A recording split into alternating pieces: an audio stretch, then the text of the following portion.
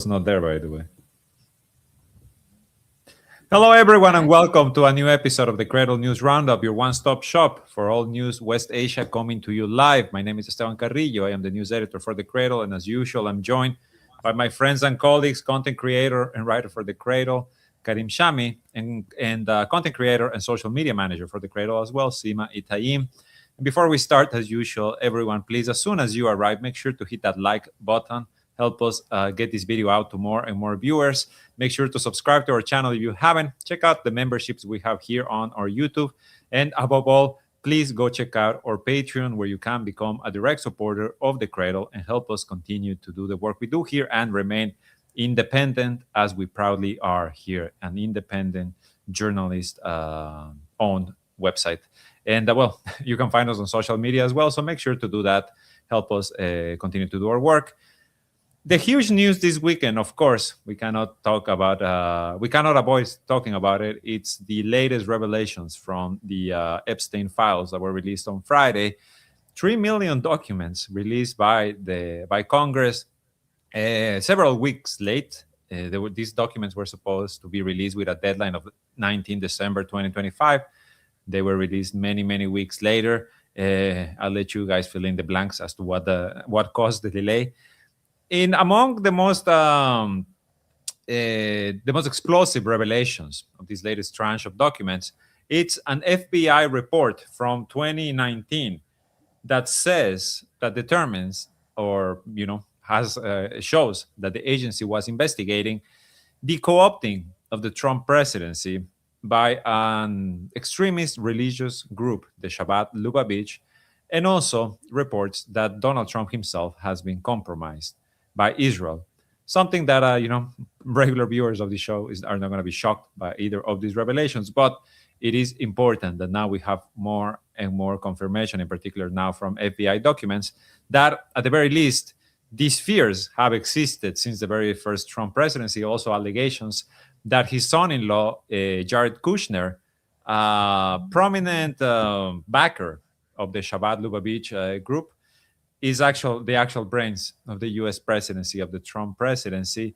And of course, we'll continue to fill in the blanks as we go. These are the bigger revelations amongst many other, truly sickening stuff. And I will say it as we start. This is a minefield. This topic is a minefield. In particular, in platforms such as this, you have to remember at the end of the day that YouTube and Google, Alphabet, etc., they are known for hiring ex-members of Unit 8200 of the Israeli army. So to say that the algorithm is against spaces such as this, in which we try to talk about these quote-unquote taboo topics, well, it would not be an understatement. So we have to be careful. Like I said, it's a minefield. But I'm sure everyone who's listening now has at least seen some of the documents and some of the most horrific allegations. But let's start with this, right? Donald Trump compromised by Israel. What do you guys think? Are either of you shocked? Definitely not. It's nice to have something to, kind of rely on, even though we've been discussing this as fact, rightfully so, for a very long time. The thing is, a lot of the stuff is allegations or tips or complaints, but this is different. It's an elevated level of intel gathering because it's a confidential human source, right? Which is someone who works, closely with the FBI. It isn't like a random phone call. And that's what makes it different from a lot of the horrific stuff that we saw, like the allegations against Trump, really horrific stuff. We can get into that later without being too graphic for the sake of YouTube, but I'm sure you guys saw.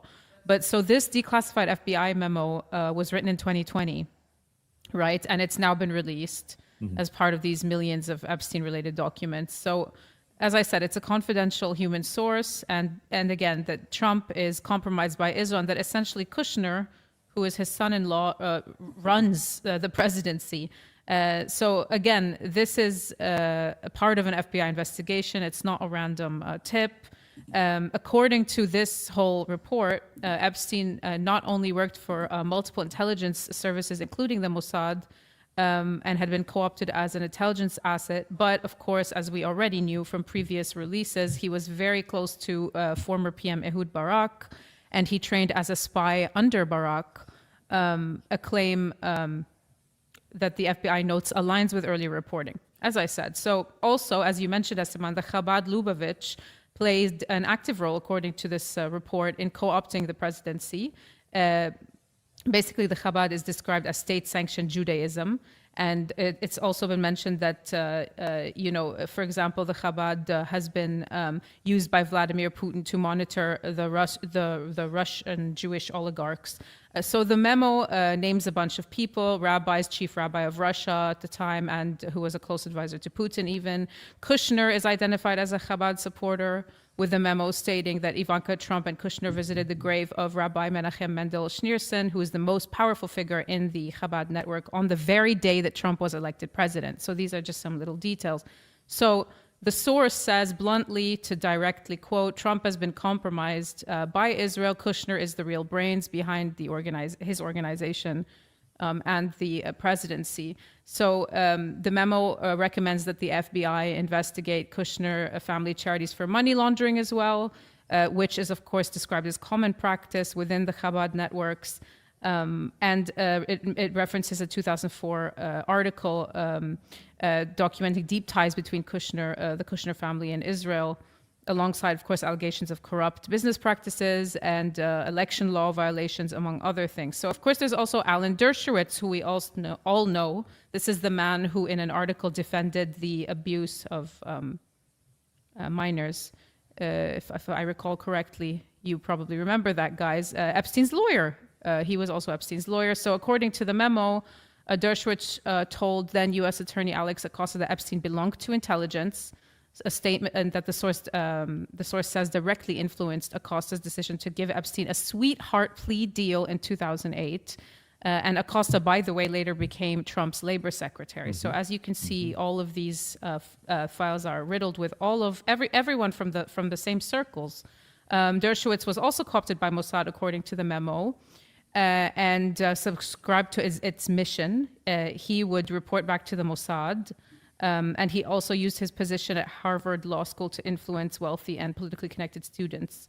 So there's a lot of other stuff, it's going to take a lot of time and take from the time of the episode to get into the details. But this is just one of those things where it's like, thank you for the confirmation, The FBI report, just before we move on, Sima, because I do want to highlight this, Alan Dershowitz, a figure that has been named constantly in relation to Jeffrey Epstein. The FBI report also stated that Dershowitz and Epstein would have phone calls after which Dershowitz would allegedly speak directly with the Mossad. So, maybe it's time we stop referring to him as his lawyer and start referring to him as his handler, because I think that is the relationship we are seeing here. True, very true. And there's a lot of names. There's a lot of names mentioned. There's a lot of stuff going on. There's a lot of stuff in the email. There's a lot of crazy stuff, a lot of meddling, a lot of manipulation. So, this one we focused on, and there were a bunch of other little things that we focused on because honestly, for us, it's like there's only so much we can focus on. You guys saw how much there was. So I don't know. No, we have to keep the focus on certain things, because it's a very morbid topic as well. You are talking about abuse. You are talking, you're starting at abuse in the list of crimes. Abuse is kind of like the starting point, and then you go up from there to the most horrific things one can imagine. I also kind of want to stay for a second with the Chabad Lubavitch. Sorry, I read it phonetically in Spanish in my brain. It reads like Chabad. They are, first of all, in December, a rabbi from the Chabad Lubavitch was named as Donald Trump's czar for anti-Semitism. Right? There's also the report in the FBI memo that says that Trump, the day that Trump was elected president, his daughter Ivanka and her husband Jared Kushner were at the gravesite of Rabbi Schneerson, who was the most powerful rabbi in the Chabad network.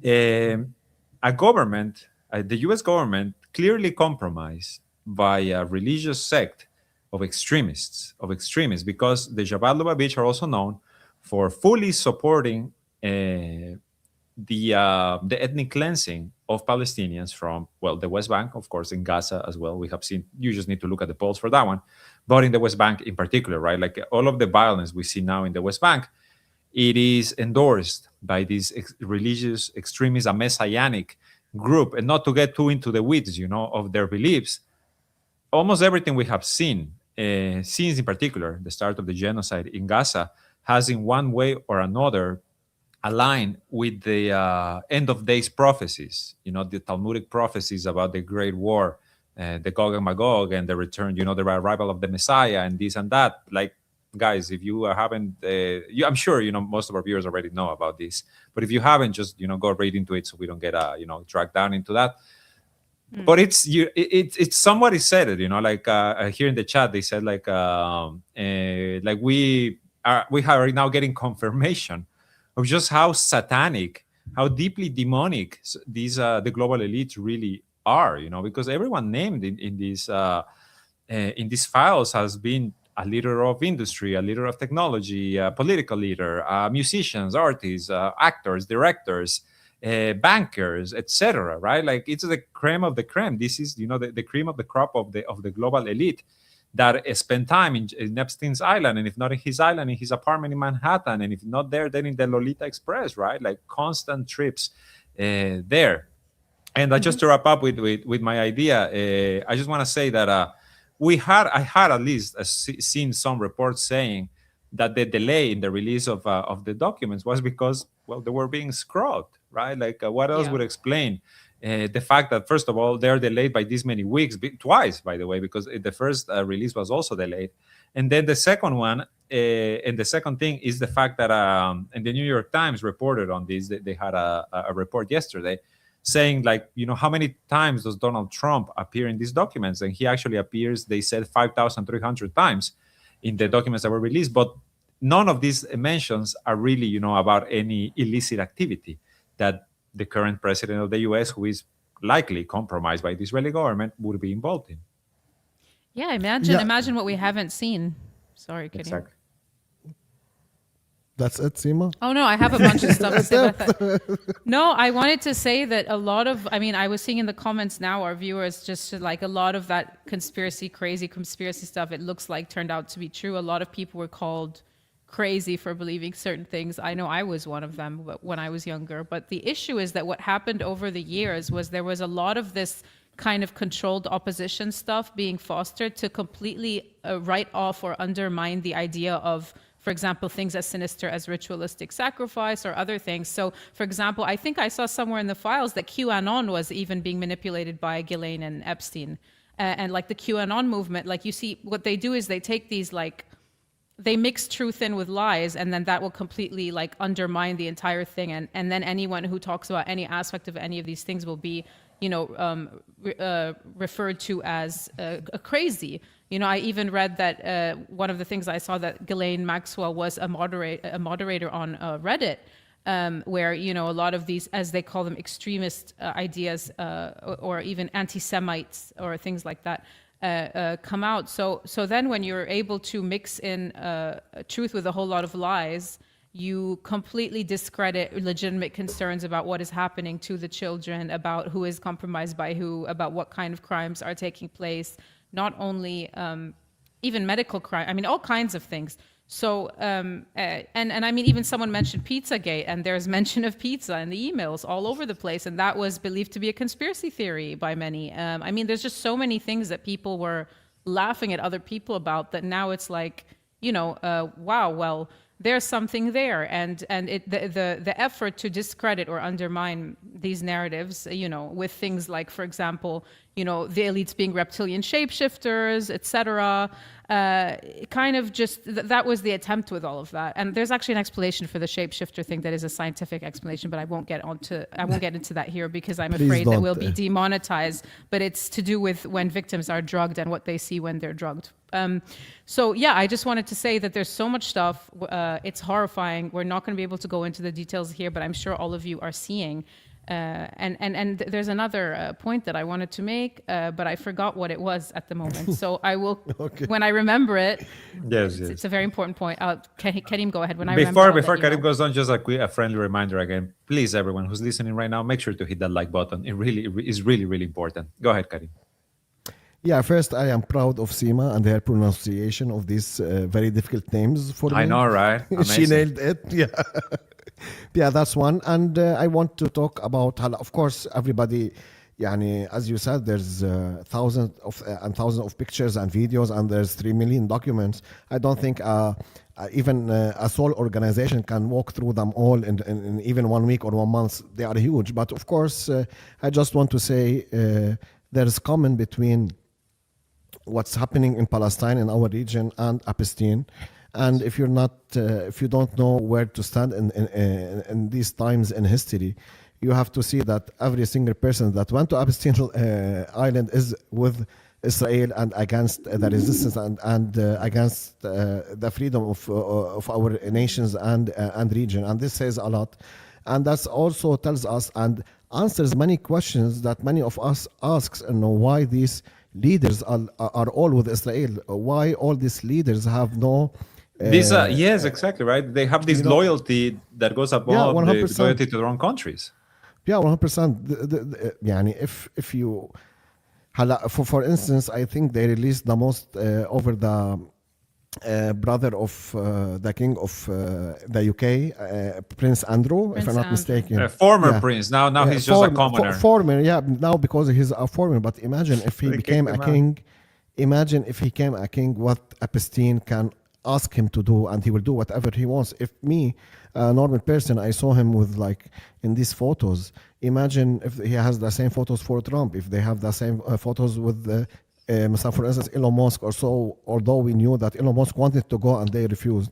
That's what I understood.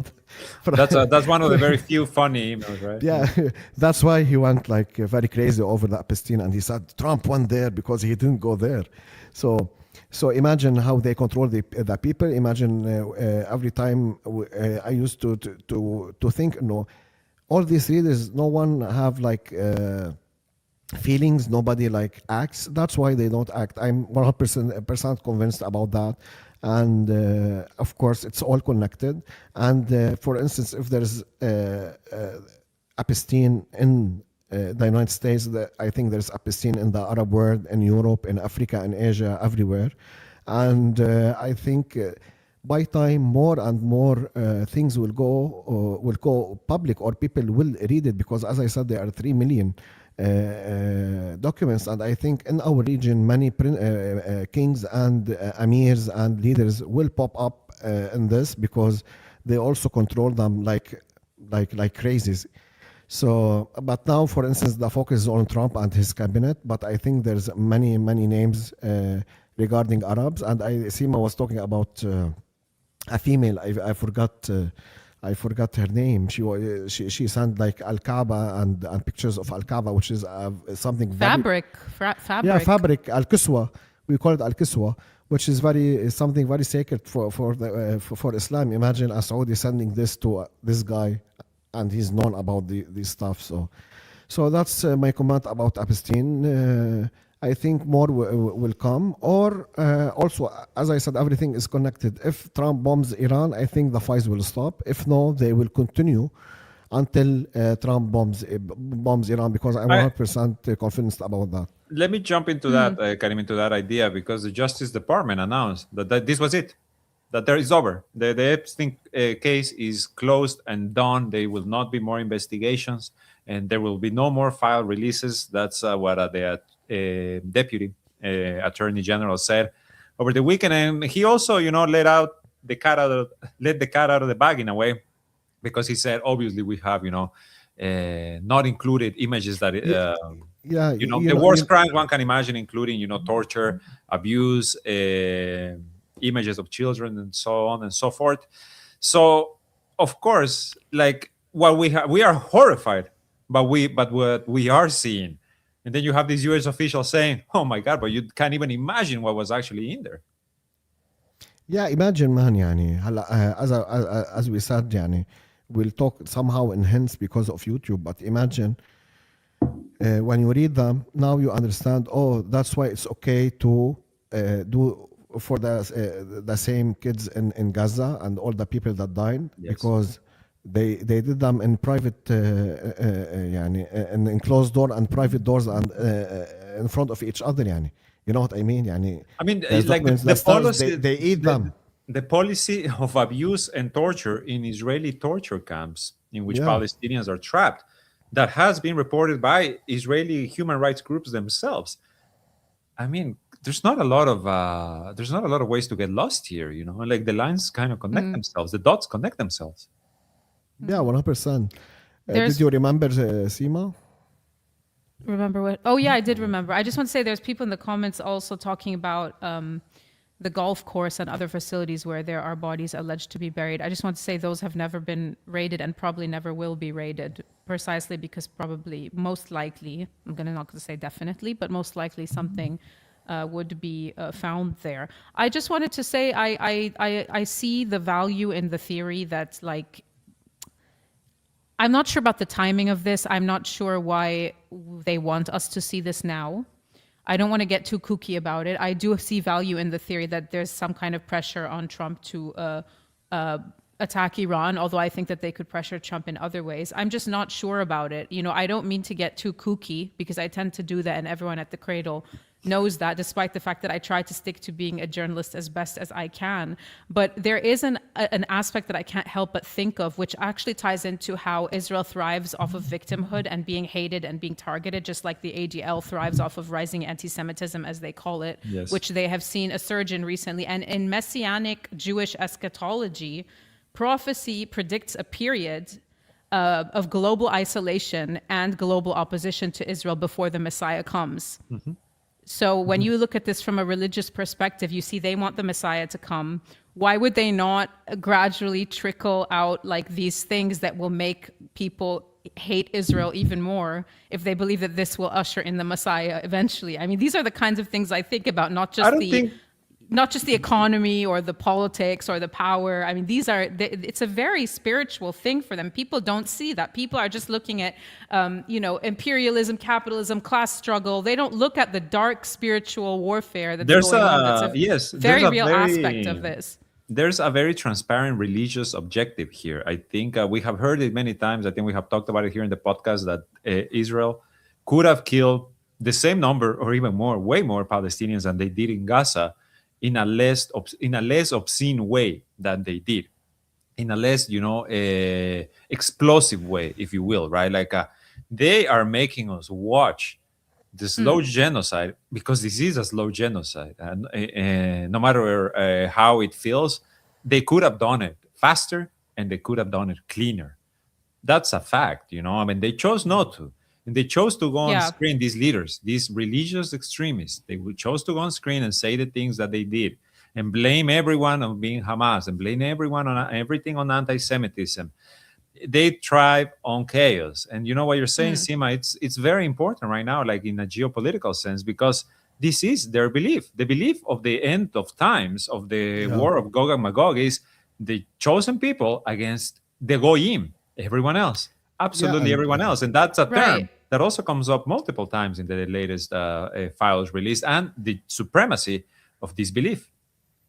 Yeah, and So yesterday also, or the day before, the Minister of Education of Israel released a video of the new red cows. They have the like red The heifers, yeah. Yeah, they have now like how to say it, farms for red cows, and he said in the video, this to accelerate what Sima is talking about also. So it's also about it's also about religion, and there's many things that they do because of their religious belief, and we know from their books they don't see others like they see themselves. For No.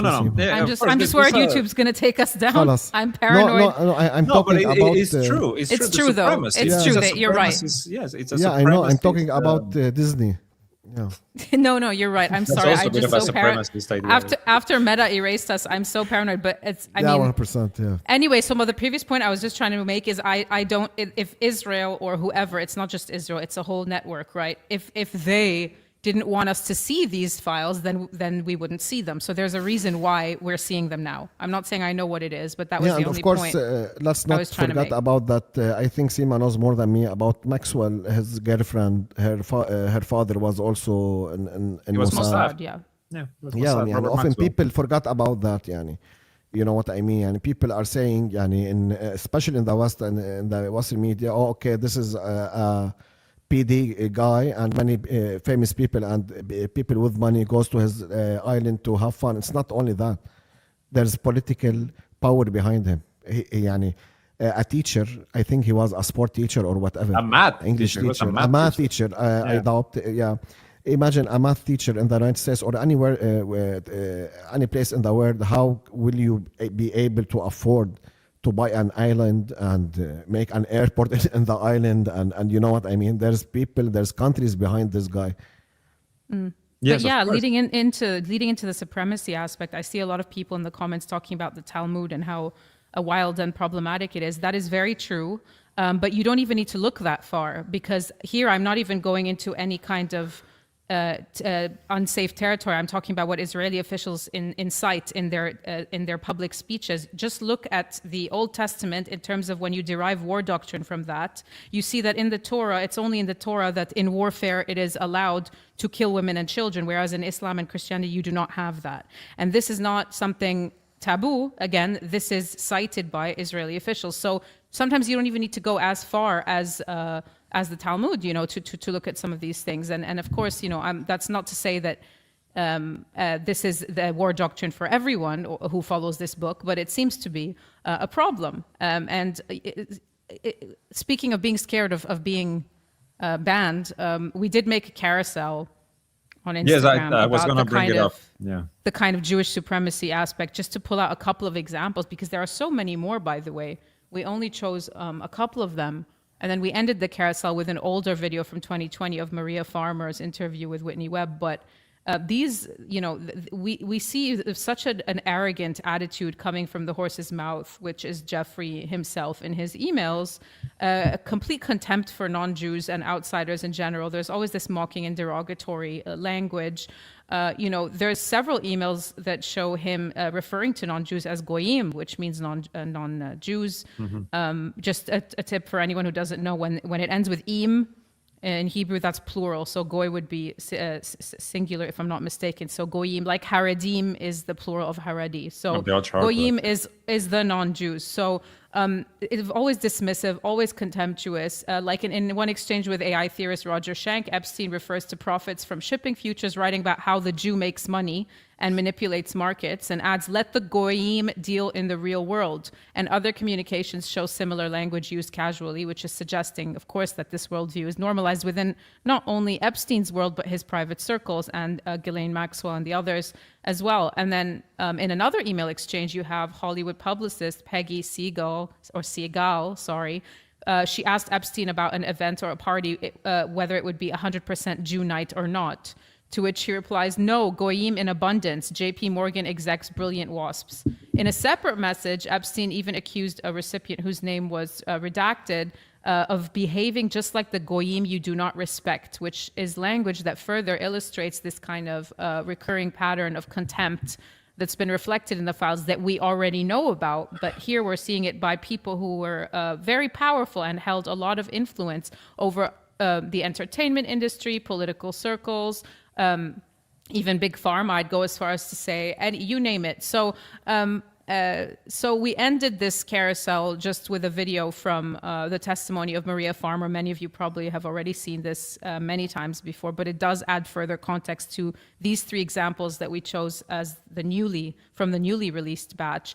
In a 2020 interview, she said that that all of these people were motivated by an ideology of Jewish supremacy. And she cited a 1996 conversation with Ghislaine Maxwell in which she was told that she would not be served food at an exclusively Jewish country club because she was not Jewish.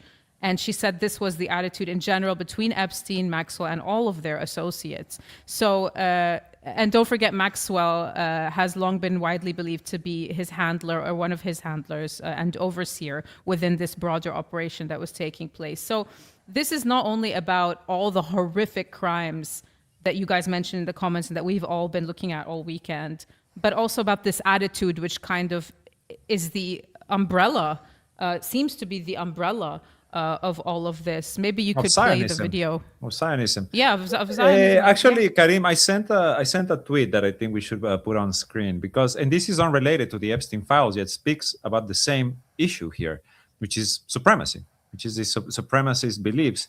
And this is a post that came over the weekend by Moshe Yaalon, who was former defense minister and former chief of staff of the Israeli army, in which he talks about the most recent pogroms, the Jewish pogroms that we have seen in the West Bank, and he directly refers to these settler gangs as Nazi-like, and the Israeli government currently resembles Nazi racial theory.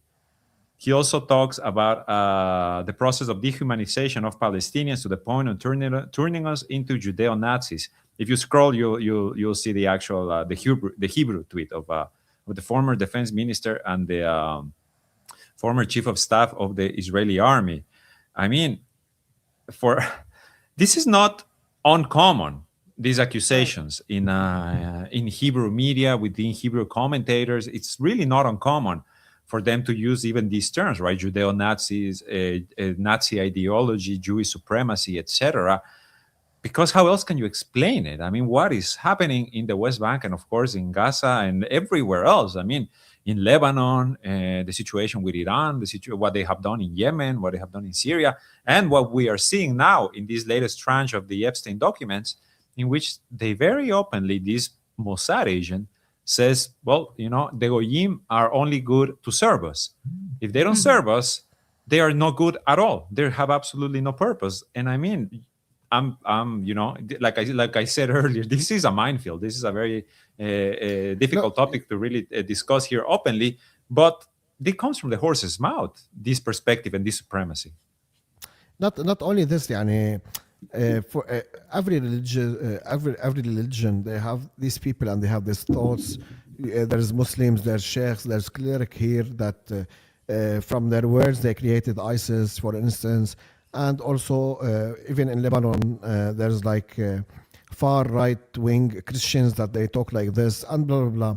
But the problem, the difference here is that in their society, the ruling class is the one who has these thoughts. You know what I mean? This is the thing, and you can see far-right Christian, but far-right Christians currently, they don't rule, for instance, in Lebanon. If they rule in Lebanon, everybody feels that Lebanon will go to, for instance, civil war. You know what I mean? And they're often Zionists, Karim. When they're far-right Christians, far-right or evangelicals, they're Zionists. You're very right. Thank you, I have to add another point. It's not just that in other religions they're not the ruling class, it's that they're the minority. Like if you think globally of the number of Muslims worldwide, what % of them is ISIS? It's very different than what % of Jews worldwide are Zionists. That's exactly. As far as I'll go. Because otherwise maybe we're going to end up on Rumble. I don't know. Unfortunately, the numbers are going up because of the new ruler of Syria. But we'll see. Yani history and logic tells us they will not continue like this. Yes. And you know what? One last thing, because before we move on and to related topics, actually, unfortunately. But you know who you don't see in the Epstein files? You don't see Nicolas Maduro. You don't see Ali Khamenei. You don't see Kim Jong-un. You don't see Xi Jinping. You don't see Hassan Nasrallah. You don't see Abdul Malik al-Houthi. You don't see Karim Shami. You don't see any of these people that have been, we are constantly told, are terrorists, the axis of evil. You don't see, they called Cuba a malign influence last week. And all of the people in these jets and in these visits to the private islands and, compromise in one way or another, they end up being, as Sima said, I think you said it earlier, like they're all pro-Israel. They're all like friends. They're all like of the financial elite. They're all in one way or another, they support the state, right? So I think this is like what also we need to constantly remember when we think about the Epstein files, right? This has been a global psyop to make us think that abusers and traffickers and the worst things were actually the good guys. And then the other side, the ones who oppose them, are the terrorists and the ones we need to destroy, including, of course, the Islamic Republic of Iran, which in an unexpected turn, they're backing negotiations with the U.S. It really seemed like it was a done deal. he was a done deal that Donald Trump was going to bomb. Although over the weekend I saw this report in the Wall Street Journal that said that the U.S. is still concerned that they don't have enough air defenses. They have deployed a new THAAD battery, which is, I think, the most expensive defense system that the U.S. has, and they ran through about 60% of their stock during the 12-day war. They have moved another one of these batteries to West Asia. They are moving more stuff. They are trying to position everything to make sure that the Iranian retaliation is not going to hurt, or kill U.S. soldiers or hurt their allies in one way or another. But the Iranian president has reportedly, or Iranian media is reporting that they are back in talks. Foreign Minister Abbas Araghchi is set to meet with the special U.S. envoy Steve Witkoff on Friday in Ankara under Turkish sponsorship. I mean, it seems, are we on the course to the course to the escalation, guys? No. Okay. Go ahead. So, because I think I will talk less than you on this topic. So, first, there is an indication, which is economic indications and not political indication. What happened in the gold? The gold lost like around $800 or $700 in its value.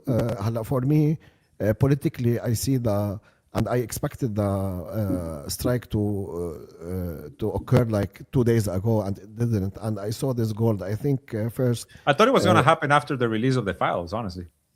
I thought it will be Saturday or Sunday, to be honest. But when I saw the gold like this, I believe that elite people and billionaires who buy gold and rare earth materials and all of this, they know more than us. And when I saw the gold price went down, I think there will be no strike, at least in the upcoming week or 10 days. But also, I have to comment that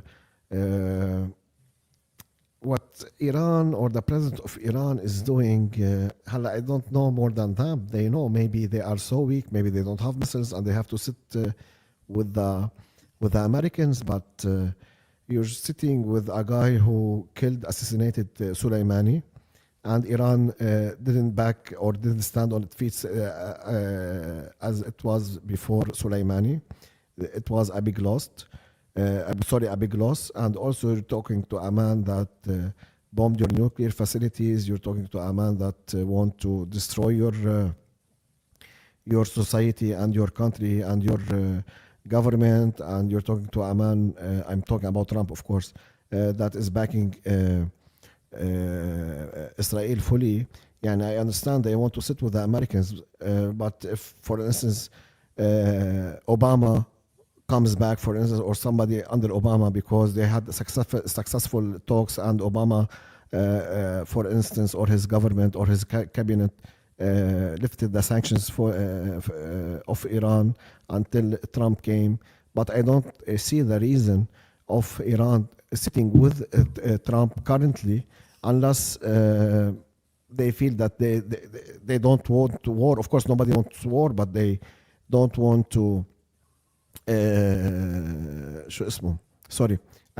think they are ready to compromise something. That's why they sat with Trump. I don't think they will sit just in talks.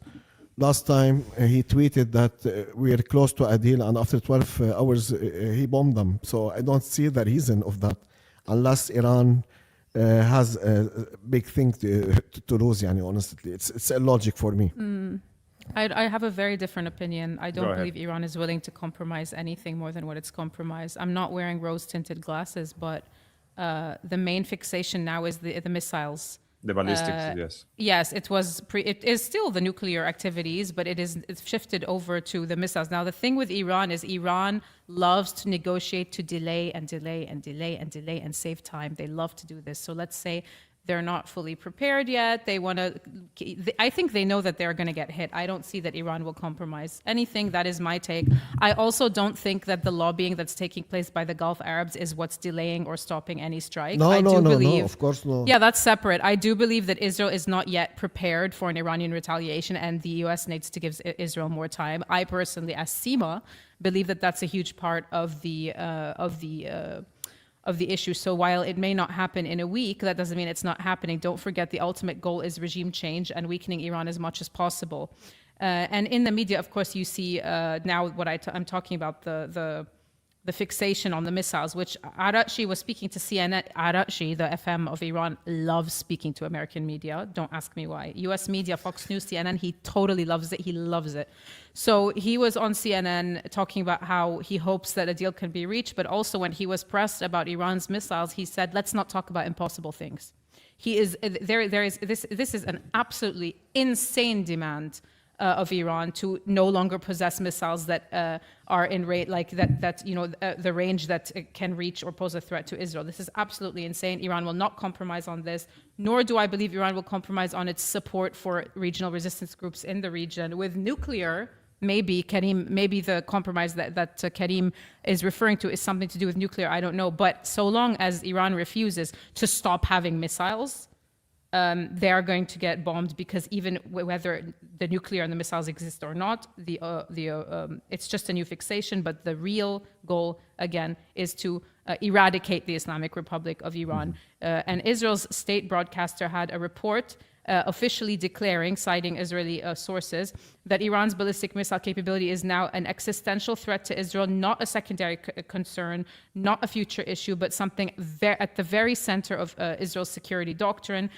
stating plainly, Israel cannot live alongside Iran's ballistic missiles, arguing that this is not a limited military challenge, and now they're rapidly expanding their arsenal. And what's important here is the implication, of course, that any future attack on Iran would be far more complex, because it would be directed at eliminating all of the missile infrastructure and not just any nuclear infrastructure. So in other words, I see this as the new fixation, and I don't see Iran accepting to make any compromise to do with their defense, which is their missiles. And of course, I don't see the US and Israel giving up that demand. Therefore, of course, when you realize what the end goal is, there will be no cancellation of a strike. Like Karim said, it will not happen in the next week, most likely, nor maybe in the next 2 weeks or month. It is coming. Don't forget that the USS Lincoln is still in the Gulf of Oman. It did not retreat to the Indian Ocean, as some fake news said. A lot of people will say that this is Trump's way to pressure for negotiations. Maybe it was his beautiful armada that brought the Iranians to the table, is what some people would say. But no, I think the Iranians, this is the formalities, this is the typical Iranian diplomacy. The Iranians, they like to stretch the time. The Iranians were about to, sorry, Sima, to cut you off, just to mention this quickly, because yesterday the Iranians were scheduled to carry out live fire exercises in the Strait of Hormuz, the Revolutionary Guard Corps, the IRGC, and they canceled them at the last minute. The US claiming we was under US pressure, the Iranians saying, I actually I'm not sure what the reason the Iranians gave was, but I think that we can see this as a concession, right, for these talks. Could be. Also because it's very interesting, this topic with the IRGC exercises, because at the same time, the U.S. is sanctioning and promoting, more nations to sanction the IRGC as a terrorist organization, while also referring to them as, the legitimate armed forces of their nation, and trying to stop them from doing something that they have all the right to do, which is, conduct drills in their territorial waters. But this is apparently, what just happened too ahead of these talks. I also agree with you, Sim. I think it's imminent. I don't see a way out of this one. I don't see a deal that can be made that will get the Israeli approval, like that will get both the Israeli approval and the Iranian approval, because these are, diametric opposites. They are a complete different. Israel wants Iran to be destroyed. They want to stamp out Iran out of existence. They want what's happening in Syria, probably even worse, to happen in Iran, and they want to do the same with the Yemeni resistance. They want to do the same with the Lebanese resistance, etc., because they see them as existential threats, and Iran in particular, right, the head of the snake, as they like to call them. And Iran, of course, has realized, and I think this is the most obvious thing, the most evident thing, that they're coming for them. They are really coming to kill them. This is not about the survival of Ali Khamenei in particular, or the Islamic Revolution at large. This is about survival of Iran as a whole, whatever it means, even for the people who are waving the little flag with the lion and and they're calling on Donald Trump to bomb their country, they need to know that this is about the destruction of their country. And the political echelon seems to, at the same time, accept that, but also, be willing to kind of go through the process of talks, which I also do not see what the point is, especially Groundhog seeing what Day. happened last time. Yeah, exactly. What happened last time. Groundhog Day, like Arashi and Witkoff gonna meet again, and then what? This is insane. I Yeah, get because- that the Iranians love to negotiate to to get as much time on their hands as they can, but this is insane. And I we know think- the official position of the supreme leader is no negotiations with the U.S. By the way, but he just has to respect everyone else's opinion, doesn't he? And I That's think how it also, is. like there's this what is it that Sharmin calls it, the strategic patience. And I'm gonna play the devil's advocate here a bit and just be like, maybe this will be the time when we see Donald Trump finally run up, or Netanyahu run up against a wall when it comes to Iran in his relationship with Donald Trump. Although I personally highly doubt it. Donald Trump has been the best tool that the Israeli government has ever had in the White House. And that's saying a lot, when you have like just this continuous list of US presidents and officials, lawmakers, like the entire Congress, just being willing to bend over backwards to do anything that this foreign country demands of them. To think that all of a sudden there will be a break, I don't know. I completely expect bombs to start dropping again in Iran, much more than I expect Donald Trump to put his foot down and tell Netanyahu, no, this is the deal that we're going to be accepting. Yeah, and let us not forget that the Iranians said that this will be a regional war. It will not be like the previous war, only Iran alone. Although now they have less power than before. If they had this mentality before, I don't think Sayyid Hassan would be assassinated and Syria lost. Hopefully they will know how to act this time. So meaning that this time the Iraqis will enter and the Yemenis will enter, and maybe Hezbollah will enter in coordination with Iran, not everybody separately taking his own decision, and we'll see what will happen. And also regarding for me, the joke that the Gulf countries will not allow the Americans to use their airspace or whatever, I think it's a joke. Till now, most of the weapons that the United States brought to the region is now in Saudi Arabia and Qatar and Bahrain. They are not in Israel, for instance. They are not on ships. No, they are in bases in these countries. And I don't know how they will take them out, they take up under the sea and then use them.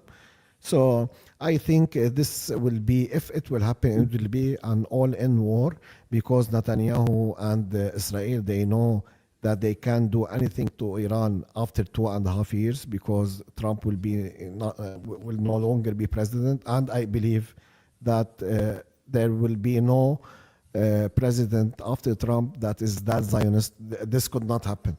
If you roll a dice, or this, you have this like 1 in a trillion. This is 1 in a trillion, and It's this is true. the window that they have.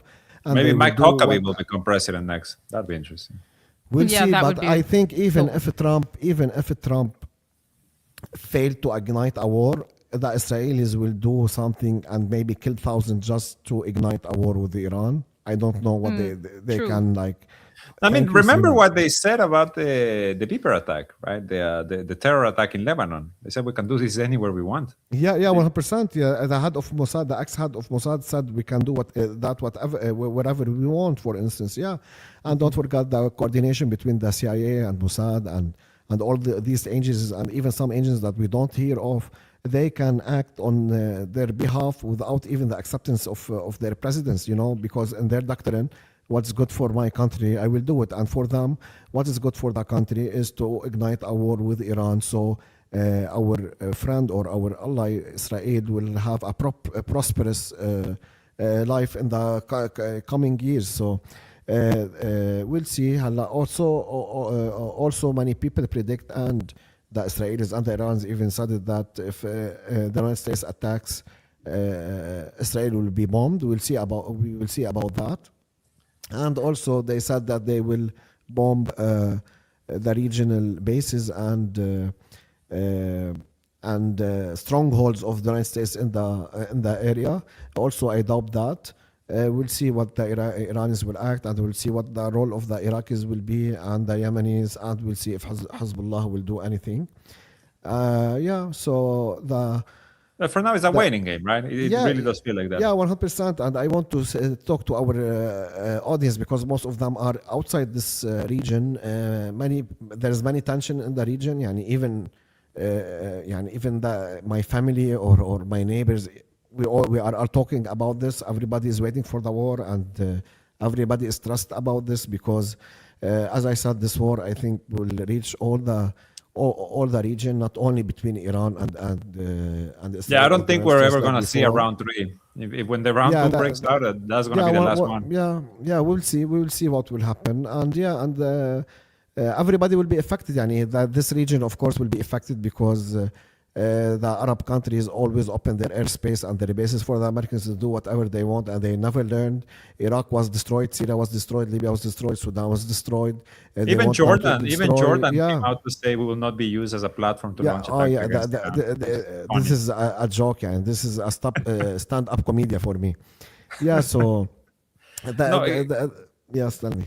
Guys, no, I want us to, because I feel like I said, this is kind of just put on hold for now. At any moment, it can happen. I don't think any one of us is going to change your prediction. Let me just mention something before we move on to a different topic that we really need to discuss today.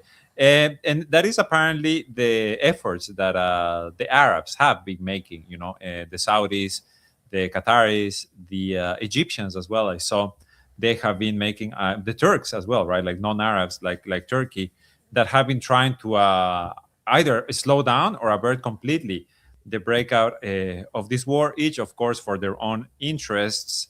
There's obviously the status quo is different than it was before the 12-day war. Like, things have changed, obviously.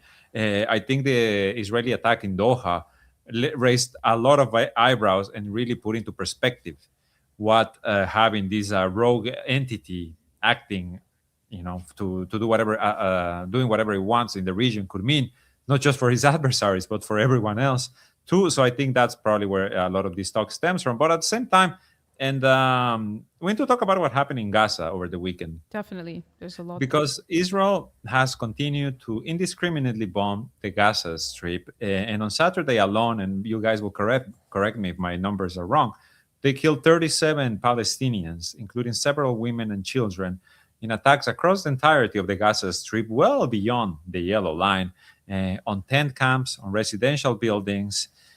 Horrific images, a horrific situation at the same time. And I think we discussed this a bit on Thursday. The Israeli army wants to cut back the amount of aid that goes into Gaza, alleging that starving Palestinians that have been suffering for over 2 years of a full-blown genocide, they only really need 200 humanitarian aid trucks per day, despite the fact that they agreed to allow 600 per day in the agreement that was sponsored by the United States.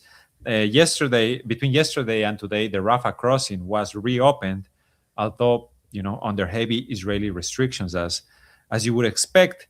And there's other couple of topics I want to get into, but first let's focus on what happened this weekend and the reopening of the Rafah crossing. Guys, you can go. Okay, so the massive escalation on Saturday, by the way, came as, which I'm not going to talk about now, but there's also an escalation of targeted killings happening in Lebanon, specifically South Lebanon, at the same time. Now, the slaughter of dozens of Palestinians on Saturday in Gaza these strikes were targeting, as usual, schools, shelters, tents, and the Sheikh Radwan police station in Gaza City. Roughly a quarter of the victims were children, a third of them were women. There were at least 4 female police officers, and there was an elderly man. Now, interestingly, a senior source in the resistance's security apparatus in Gaza told Al Risala that the Israeli occupation in its recent strikes on Gaza, meaning Saturday's strikes, deliberately targeted locations where Israeli collaborators were being held. Now, when you look at the fact that the police station was targeted, this lines up. Now, some of these collaborators were members of proxy gangs and had been arrested recently, according to the source. And these attacks are a continuation, he says, of an Israeli security policy during the aggression that targets detention sites holding collaborators. So he says this is something that is ongoing. You don't, when you're watching from the outside, you don't know that. But now we're being told that that is part of, sometimes they are bombing their own agents, basically the spots where their agents are being held. So the resistance has recently, according to the source, foiled several operations attempted by these Israel-linked gangs. There's a lot of clashes going on, a lot of assassinations happening of Hamas members and other resistance members by proxy. Again, reciprocated, you have resistance trying to pursue these agents. And some of these operations have led to the capture of these people. So that is a very interesting aspect to all of this. Of course, they are bloodthirsty, and their goal is to kill off as much as the population as possible. But this is a hidden aspect that I wanted to bring to light that not everybody seems to be talking about. And it comes in light of a lot of things. Just, at the end of last week, there was, do you remember Yasser Abu Shabab, who we didn't even remember his name last episode. We were laughing about how obsolete he's become. Well, his deputy, just before we talk about the Rafah crossing, his deputy captured one of the Qassam Brigade's commanders who's besieged in the Rafah tunnels. They made a humiliating video. In the footage, you see this leader who's been besieged in the Rafah tunnels for months on end. He's lost all the weight. If you look at his photos before and after, we will not play the video here. The Cradle did not post this video. But you see that he was captured by the deputy, whose name is Ghassan Dhaini, the deputy of the famous Yasser Abu Shabab, who is now dead. And they captured this commander, and they handed him over to the Israeli occupation. This is ongoing in Gaza, okay? And this is playing a huge role in a lot of what's happening on the ground. Anyway, so these violations, this is a huge number in one day during a so-called ceasefire. And it comes, as you mentioned, Esteban, with these horrific, very tight restrictions and screening and claiming, by the way, they claimed yesterday, Sunday, that was a pilot phase, right? And that Monday it would actually open the crossing. Now today we actually have the Director General of Gaza's Ministry of Health, Munir al-Barsh, to Ultra Palestine, saying that even today is only a trial transfer. He said that the WHO requested the names of only 5 patients with 2 companions per patient to travel today to the crossing in exchange for the return of 50 people. And the Ministry of Health submitted a list of 150 names, including 50 patients and their companions, but they have received no further clarification on this. So they have no information regarding travel tomorrow, Tuesday, at all.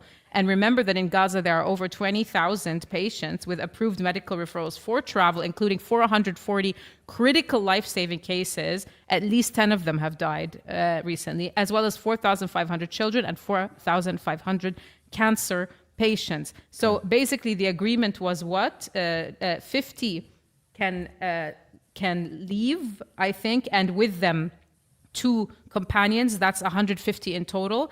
And at the same time, only 50 per day, if I'm not mistaken, can come in.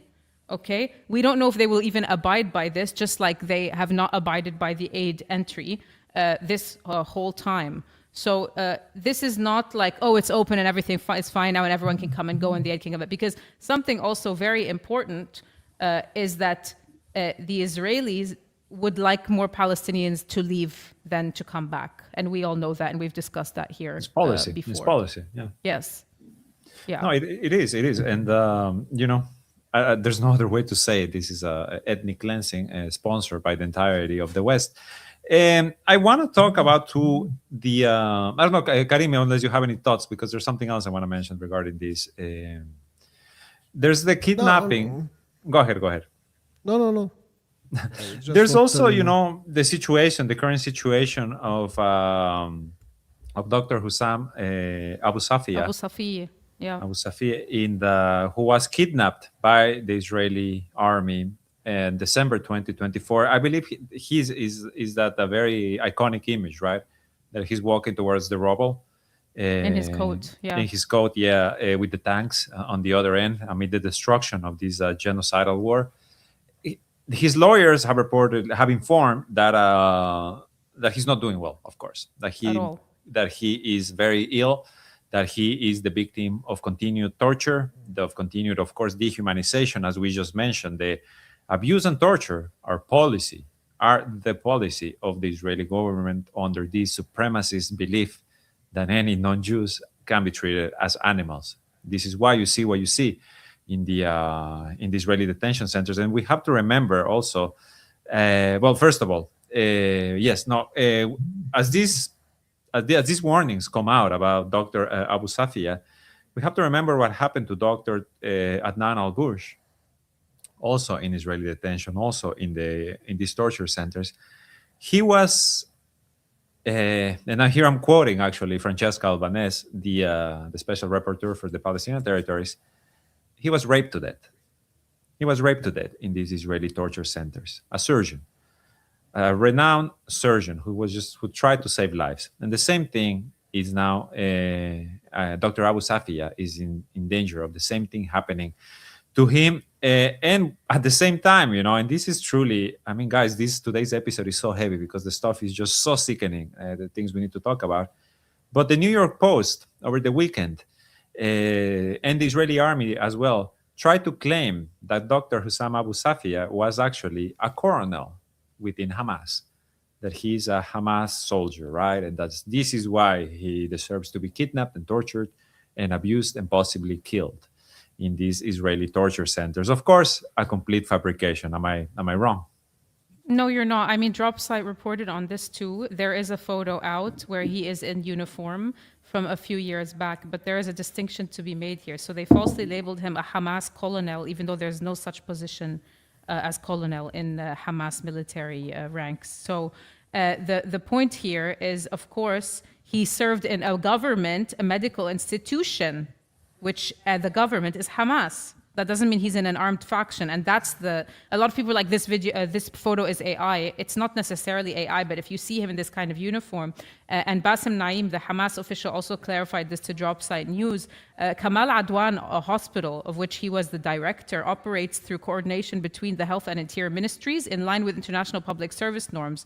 And so he clarified that Hamas and the Qassam brigades do not use military ranks like colonel at all, as I mentioned, and the uniform he was wearing had nothing to do with any resistance faction. So Abu Safiya, who's in very bad shape right now, is being, of course, wrongfully, and this is to incite against him and maybe even justify his death if it were, God forbid, to take place. You know what I'm saying? Exactly. Again, if you're like working as an institution in cooperation with the Interior Ministry, and you're part of a government institution, and that government is Hamas, then that's the perfect excuse for the Israeli occupation, isn't it? Then yes, if that's the case, then yes, everyone is Hamas. What kind of bloody excuse is that? I mean, who even? I mean, it's ridiculous. You know what I'm saying? He's in very bad shape right now. His family is devastated, and his heart has been completely worn down. He's been beaten beyond what one can comprehend, and it's extremely sad. I think 14 kilograms is what the lawyer said, and this is actually Yes. from a few months ago when I saw this number. This is a while back, so right now, honestly, who We don't knows? know, yeah. And then on top of that, you of course have all the other thousands of Palestinians, including hundreds of children, who are in these torture centers. And at the same time, the Times of Israel actually had this report last week citing Yesh Din, an Israeli human rights group, I think they are, saying that less than 1% of the criminal complaints against Israeli soldiers in the occupied West Bank are even processed. There are Right. no investigations when it comes to these Zionist soldiers and the crimes that they commit. You remember what happened with this Deteimana abuse video and the scandal, and how these soldiers were not only featured in Israeli TV, but they were like received a hero's welcome at the Supreme Court. All the videos are out there. All of this stuff is out there, ready to be seen. So it's very important that we highlight what's happening to Dr. Abu Safiya, and of course, in the hope Yeah. that he survives. Yeah. Yeah, not only that, يعني هلا this is the point also. Many people are falling to the narrative of the Americans and of the Israelis. I want to ask, even if he's with Hamas, the United States, Israel, nobody in the world has the right to take him or do whatever they want with him because he's with Hamas. Hamas are Palestinians, and they did what they did in their land. and they did what they did on their occupied land, and they have the right Yes, to do under a system of apartheid and military 100%, occupation. But this is the same problem that we are facing here in Lebanon. If somebody dies, he's from Hezbollah, no problem. Nobody will say anything. Not even a media will report. If Israel killed a guy that was not with Hezbollah, and of course there's evidence. Maybe they killed a little girl or killed a Syrian like last time. Oh no! Look what Israel is doing. So this is the narrative that unfortunately the Israelis and the Americans and their fellow Zionists in our region are implementing, and unfortunately they are succeeding, and we should not let them to succeed. Hamas is Palestinians, the land is Palestine, Hezbollah are Lebanese, and the land is Lebanon. So I think they have the right to do whatever they want, to be honest. Yani, if you're a doctor, you want to be with Hezbollah, that doesn't make you a terrorist. If you're a person who's from South Lebanon, his family was killed by Israelis, and his land was occupied, and you were educated and became a doctor, it's okay to be with, to share the same mentality, or to be maybe a medical member in Hezbollah. What's the problem? This wasn't the case before 7 October. Now nobody is talking about that. And who's calling you terrorists? It's satanic pedophiles. So what does it really amount to at the end of the day? Exactly. You know. Someone in the comments says, one of our regulars, a very loyal viewer, Stu of Matt, says it's pronounced colonel. I think in Arabic we say colonel. I think that's why in my head I say colonel. But the another reason why I say colonel is because colonel reminds me of like the food, like corn kernels, you know. So I just prefer to say colonel. But you're right, it's colonel. I'm sorry, like Colonel Sanders. Yeah, I was gonna say Colonel Sanders. Here in Lebanon, because we were occupied we say colonel. By France, we usually these stuff are said in France. So yes, in French. Sorry. You guys, you are getting the best analysis and all of the news from a multilingual team here, you know, from all over the world. We are at the Cradle. So make sure to leave that like. We will say things completely different one from the other. We have each our own version to how to pronounce words. And don't forget to check out our merch. I will link it down below also. Yes. And our Patreon, please, if you haven't become a patron, consider becoming a patron subscriber. We are closer to our goal, not there, but we are closer. And if you enjoy spending this time with us and reading our website, please consider it, because we'll be able to offer you so much more if you join for just as little as $5 a month. I just wanted to, there was one other thing I wanted to talk about when you guys are done, just before you wrap up. There's one really important thing. No, it's on the same topic. It's on the same topic. Also, usually me and Sima and even Sharmeen, we're not used to ask people about this, but we really need Patreon. And we really need to accomplish our goal at the end of this year. And we have many supporters now, and hopefully they will grow. And you will see the names at the end of this episode. They are growing, but of course we need. Thank you for the people that subscribed, and we need more. Go on, Sima.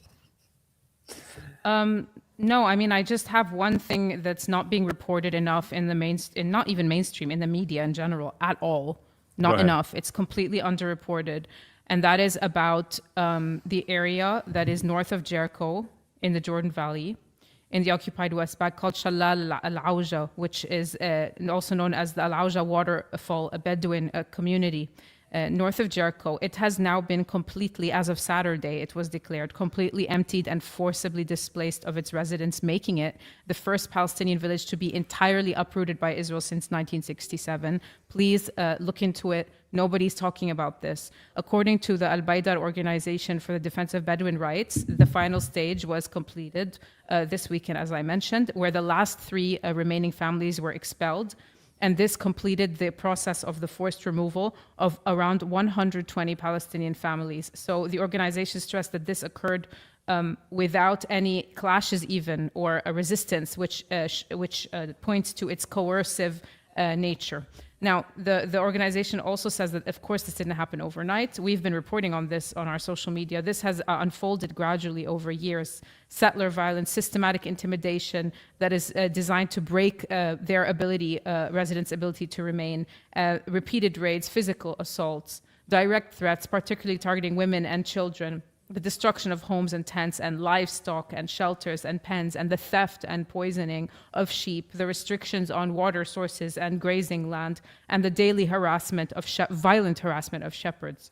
So these abuses were carried out, of course, without any civilian protection, with the knowledge and backing of the state and the occupation forces, which is deliberately making life impossible. And this is why they were able to fully empty out the Shallal al-Auja community this weekend. Okay, so this was done, the evacuation, with the dismantling of tents of some solidarity activists who were staying there, who had been provided a protective presence to a degree, and human rights monitoring. Everyone left the area, the solidarity activists and all of the Palestinian families.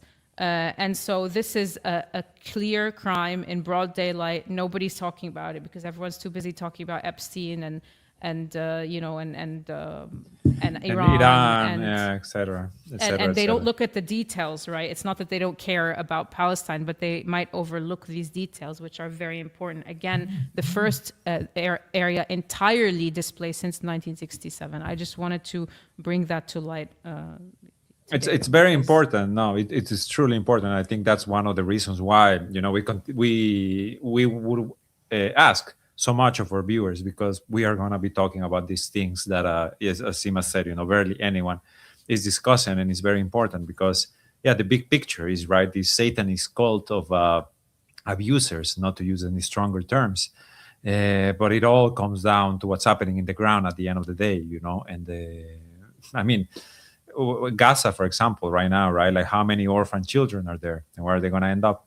Who's going to be coming for them? We already seen some of those videos of the soldiers taking some of these children, or the ones in the torture centers. I mean, guys, it really is all connected, and it really is as dark or even darker than we had imagined.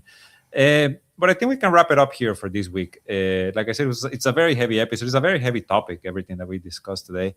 And I want to thank everyone who joined us. Make sure, please, to hit that like button. It really is important. It really helps us get this video out to more viewers, to continue growing our subscriber base, and above all, of course, to continue growing our Patreons or Patreon supporters, who are the lifeblood of the Cradle. So please, if you have the chance to become a Patreon subscriber, make sure to do so. It really means the world to us.